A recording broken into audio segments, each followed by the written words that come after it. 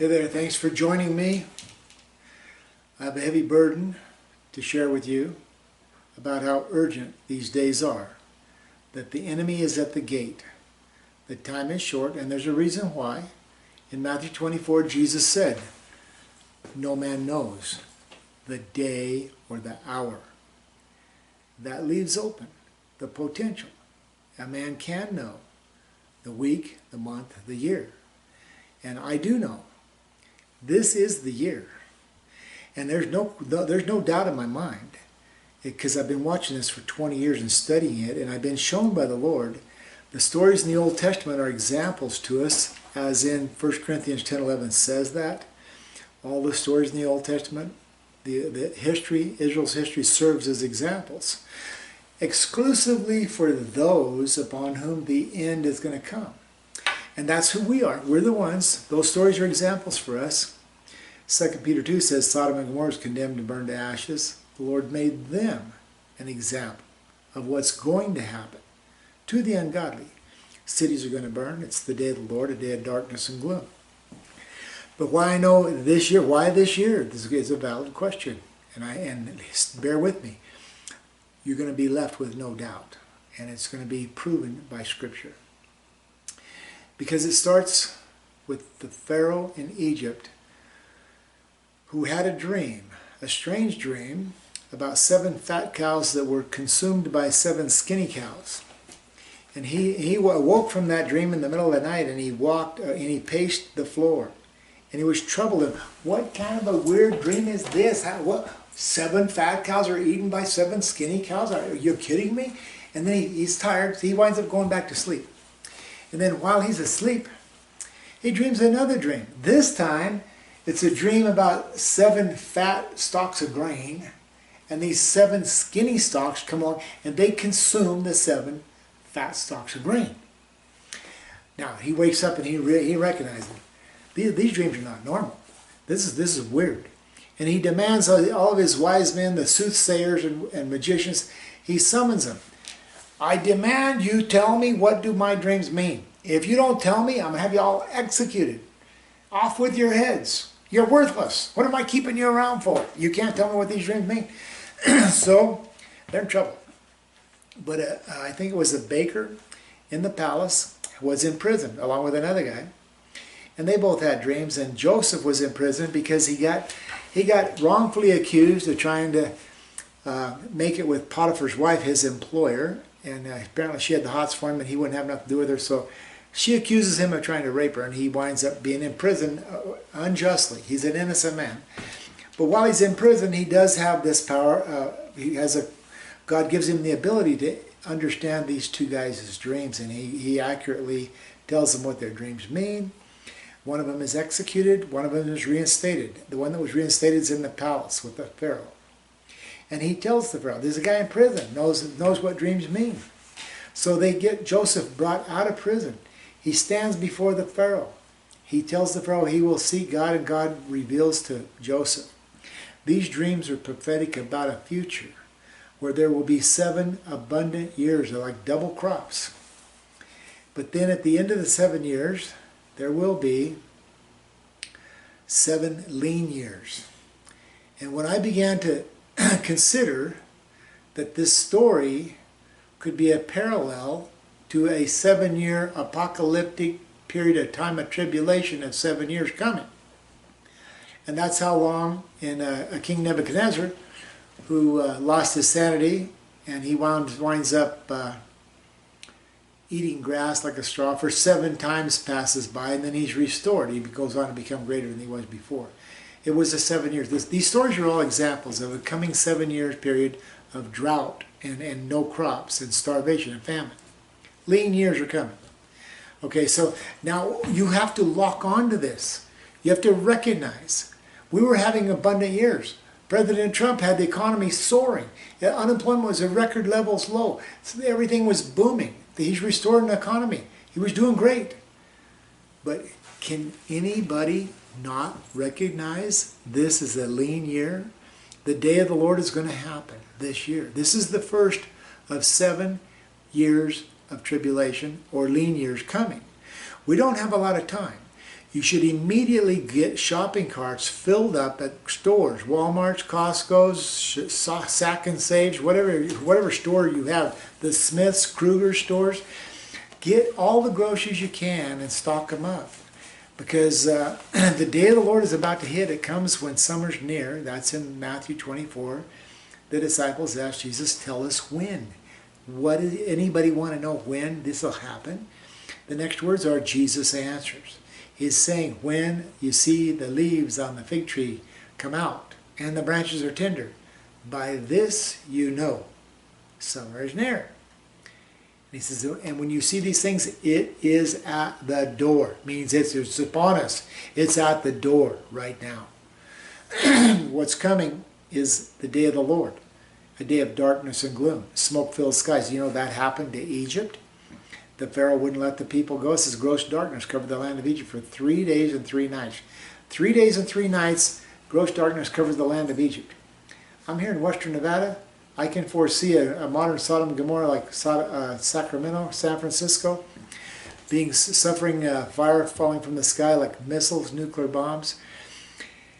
The day of the Lord in the book of Joel is a large and mighty army comes, the likes of which the world's never seen before. It's international law enforcement. I have videos showing Antonio Guterres, Secretary General of the United Nations, saying, my message is simple and clear. Stop escalation. Use maximum restraint. Restart dialogue. Renew international cooperation. And it fits perfectly into the old saying from banker Paul Warburg, chairman of the Federal Reserve. He said, global government's coming. It's going to happen whether you like it or not. It's going to happen one way or the other, either by consent on one hand, or conquest. The conquest of this country has been plotted for many years. It's what the free trade agreement was about. They took down our industrial base. I read a statement about World War II. So the primary reason the United States prevailed over enemies in World War II was because at the time we were attacked, this country had in place a powerful industrial base where we could make anything. We could make Mack trucks, Kenworth trucks, Peterbilt trucks, Freightliner trucks. We could make Caterpillar tractors, John Deere tractors, Case tractors, Massey Ferguson tractors, Alice Chalmers tractors. We made anything, but when we were attacked, that industrial base instantly began to mass produce the necessary military equipment with which we pounded our enemies. I read a statement, we were building fighter jets faster than the Japanese can shoot them down. Today, China has that industrial base. China is the fourth beast with the large teeth of iron, the army of 200 million that's going to come after the second beast, which is Russia, the bear, which is where we're at now in Ezekiel 38. And then it says, will you not notice my people Israel, who are living in peace and safety, who live in cities without walls, gates, or bars? People are not reading Ezekiel 38 carefully, analytically, paying attention to every single word. It says they're living in cities without walls, gates, or bars. That's not the place, Israel. For modern Jerusalem has 40 miles, a 20-foot high wall around it.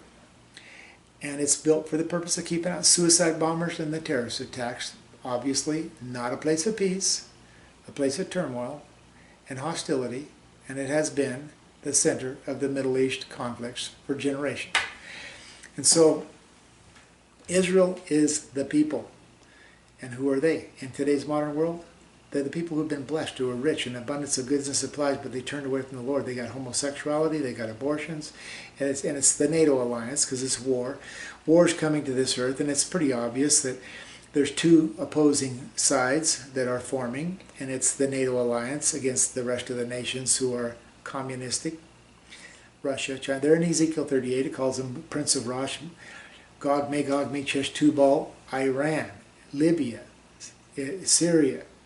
These nations, Persia, they come together, and they said they take notice that they form a large horde, a mighty army, and they come from out of their places in the far north, which is mentioned in Joel chapter 2 also, verse 20, where it says the Lord will drive their northern army back out. So there's a verse in Daniel, I think it's Daniel 9, says the people who know their God, they will firmly resist. So, we have a destiny. We are the resistance. Get ready. Prepare now. The lean years have begun. The summer is getting near. The timing information is in the Bible, with the exception, no one knows the day. No one knows the hour. But at some time in the middle of the night, there's going to be a nuclear bomb's going off. It's going to split the night and light it up like from horizon to horizon. The Lord is coming in the clouds with great power and glory. These clouds are mushroom clouds. It doesn't say the Lord is coming with clouds. It says the Lord is coming, that the clouds have great power and glory. And that's what it's talking about. People don't need to have careful comprehension skills. Think about what it says. It says exactly what it means. And it's the clouds with great power and glory. They're in Ezekiel chapter 1, a great cloud of fire enfolding itself, surrounded by brilliant light. Ezekiel 7:5 says a unique disaster is coming. It goes on to say all who survive and escape will be in the mountains, and we're in the mountains. Ezekiel 39 says the armies that come from the north, Gog, Magog, Meshach, Tubal, God will be against them, and when they get to the mountains, they will be the bow will be struck out of their left hand, the arrows out of their right hand, and on the mountains they will fall. I used to read that stuff and I go, Lord, it says you're going to strike the bow out of their left hand. You're going to make them fall on the mountains. I go, what will I be doing? Am I going to be participating in this? You see, I don't ever hear a voice speaking like Moses did when he saw a burning bush. And a voice said, Moses, take off your sandals, you're on holy ground. And he hears God speaking to him. Now, it's never happened to me. All I have is a book. The book is amazing. The book is God speaking to me. And he showed me so many things in this book. And the time is upon us. We're out of time, and it's going to be an EMP attack. Isaiah 33 says, brave men cry aloud in the streets. The envoys of peace weep bitterly. Those are high-level government officials who negotiated peace treaties, but they're weeping bitterly. Why would that be? Because everything they desired to prevent from happening, it has happened. They're weeping bitterly. And then it says highways are deserted. There's no travelers on the road. And the treaty has been broken. That's the INF treaty that Reagan and Gorbachev signed. It's broken. The missiles are coming from Russia. The hypersonic missiles are coming. And how do I know? Because I figured it out. It's the rider on the white horse. The rider on the white horse got a bow. And he rides forth as a conqueror bent on conquest. That's what Baker Paul Warburg said. You're going to have a global government, whether you like it or not, either by consent or by conquest.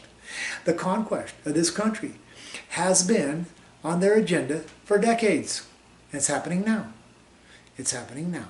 The drone that killed Soleimani is a game changer. I've watched a lot of videos of it. That's what they're calling it. They're calling it a game changer because Secretary General Antonio Guterres says this must not go on.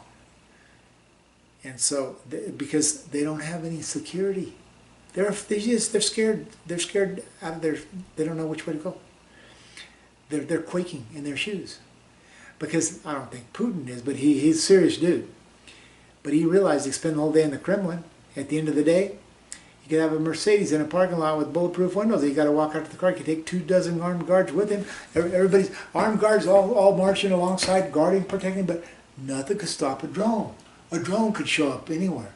Because that happened to Soleimani at 1:30 in the middle of the night at the tarmac of the airport in Iraq. The drone, which he probably never heard or saw. Well, he was in the crosshairs. Some military guy maybe in Nellis Air Force Base, Las Vegas, in a bunker, is operating the drone, puts him in the crosshairs, pulls the trigger, and boom, he's dead. This is not going to happen. This has got to stop. It's not acceptable. In other words, the balance of power. We used to have what's called the Mexican standoff, Cold War. Where it's called Mexican standoff. You got a cockload of gun at your head, they got a cockload of gun at their head, and whoever pulls the trigger, everybody dies. That balance is gone right now. Putin's saying that their supersonic Russian nuclear-powered missile can go up to 27 times the speed of sound. And Putin is saying nothing can stop us now. and our own military, the Pentagon. They're saying, we have nothing to protect this country against that kind of a weapon, but we're working on it. And it may be 2022 before they get something put together to deal with it. But it's the arrow and the bow in chapter 6 of Revelation. The writer has a bow. Doesn't say he has an arrow. Oh, why does he got a bow? He don't have an arrow? What good's a bow without an arrow? Oh, the arrow is Russia's missile.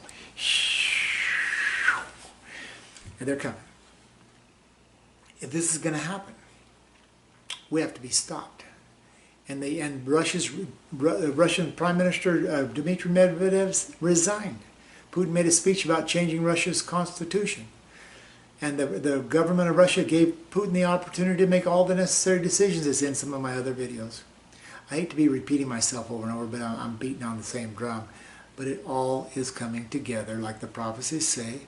And so we do need to stockpile massive amounts. Joseph stockpiled for the Pharaoh 140% of an abundant year, because they said he put away 20% of each of the 7 abundant years. That's 140%. So they lost track of how much he had.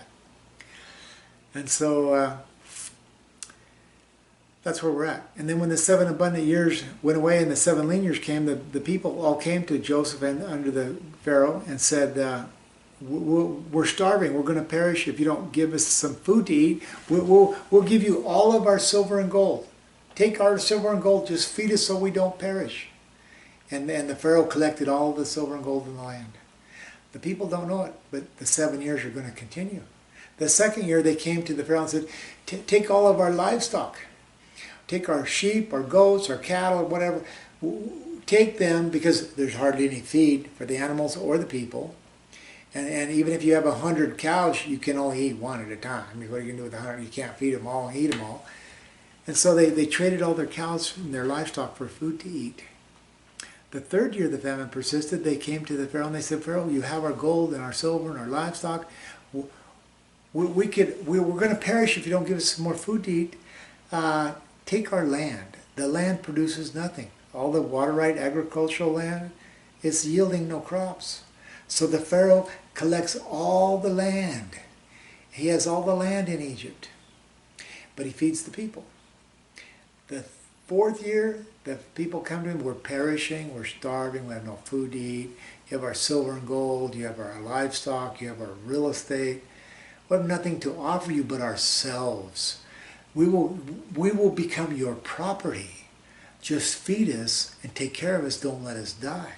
I go, that's Revelation 6, the third horse, the black horse, has the scales as a day's wages for a quart of wheat.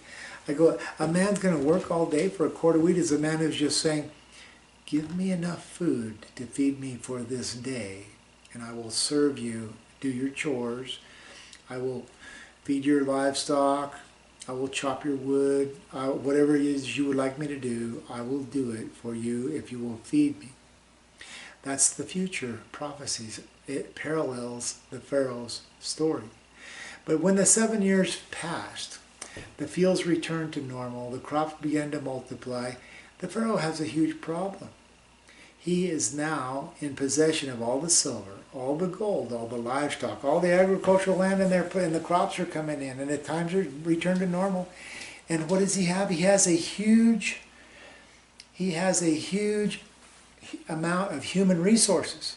All these people are standing around saying, well, Pharaoh, you own us, what do you want us to do? He built pyramids with them. They became the slaves of Egypt. For 430 years, the Israelites were slaves in Egypt. But the pyramids are the results of their slavery, that they built those massive monuments in their years of enslavement, because the Pharaoh had to come up with some kind of a public works project for them. I see so many parallels. I think I'm wearing you out. I'm going to continue on another day, I guess, because I could ramble on and on and on. But the Freemasons in Scotland, there's an 11th century 12 columns in an ancient stonemason. There were stonemasons. They were bricklayers. But in that stonemason, the 12 columns have the 12 tribes of Israel in the 11th century. Where does the term Freemasons come from? They used to be slave masons. They were masons. The Pharaoh was telling them, get their bricks, make their own bricks, go get their own straw. They were bricklayers. They built the pyramids. But they built everything in Rome, in Greece. And Joseph, Israel prayed over the 12 sons. To Judah, he said, the ruling scepter will never leave your hand. They migrated westward after Joshua took over from Moses out of the 40 years leading in the promised land. He said, it lies to the west beyond the great sea. It's in Deuteronomy 32. They migrated into Greece. They became the Greek Empire, Athens, the first country in the history of mankind with a democratic form of government, where the people, government of the people, by the people, for the people.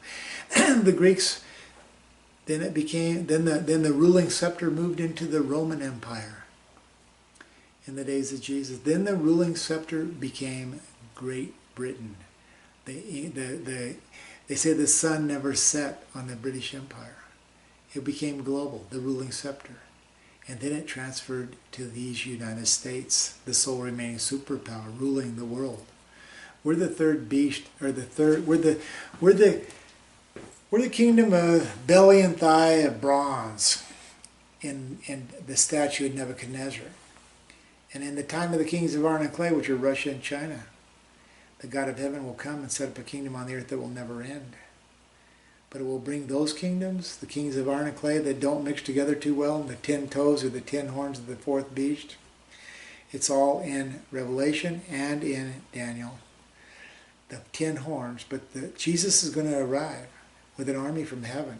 And we're going to enter into a new age is coming.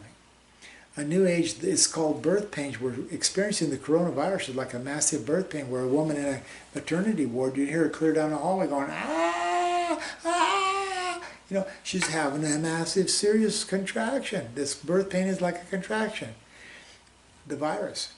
But it's going to pass, and then there's going to be a breaking of the water contraction, a contraction in the birth pain process. This birth pain process is no fun, but it is going to result in the birthing of God's kingdom of heaven on the earth, the answer to the Lord's prayer, thy kingdom come, thy will be done here on this earth like it is in heaven. I'll go, that's a pretty cool future we're looking at. And I know who we are. We are the champions of the world. And we have to keep on fighting. No time for losers. We are the champions of the world. It's a challenge for the future of the whole human race. Freddie Mercury was a genius. You know, as a young man, he had a wonderful girlfriend named Mary, and he loved her very much. He left all of his fortune to him. But he got, the freaking homosexuals are predators. He got touring and doing his musical thing. He wasn't a homosexual to begin with. He chose the name Mercury. Mercury means Greek messenger of God. And he was. But he was under attack. Satan destroyed him. Sin will destroy any man who yields. And sad to say, he was destroyed by the enemy. But he started out as a messenger from God, and the song he wrote was prophetic, and he was a genius. Okay, well, hang on to hope and get this knowledge. Dial it in. Without knowledge, people perish. And so the joy of the Lord is our strength. We need to have the joy of the Lord. We need to know that Isaiah 3:10 says, tell the righteous it'll be well with them, but woe to the wicked. The righteous will enjoy the fruit of their deeds. Isaiah 32 says, the noble man makes noble plans, and by noble deeds he will stand. So, get ready to stand. Stand and fight. We are the resistance. And we will resist firmly. It's in the book of Daniel. The people who know their God will firmly resist. Okay, we have a job to do. We have a destiny that lies ahead of us. God bless you. Stock up on your supplies. A military commander said this statement.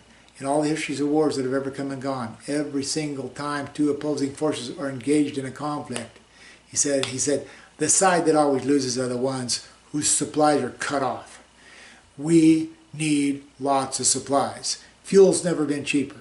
Round up every fuel tank, every 55-gallon barrel, every vehicle you get. Fill up everything with fuel and do it as quickly as possible.